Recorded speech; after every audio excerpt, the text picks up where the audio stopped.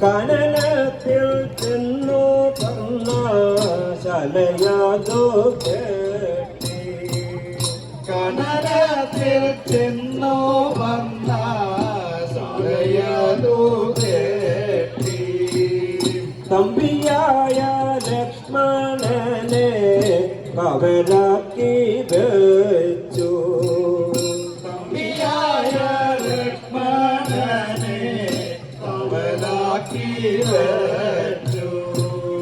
രാമദേവൻ കാനനത്തിൽ മൺപിടിക്കാൻ പോയി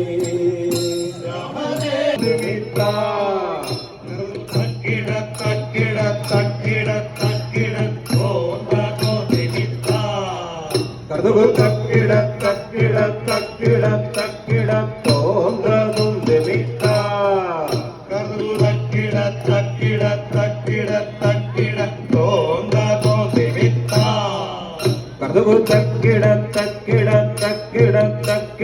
തോന്നതും നിമിത്ത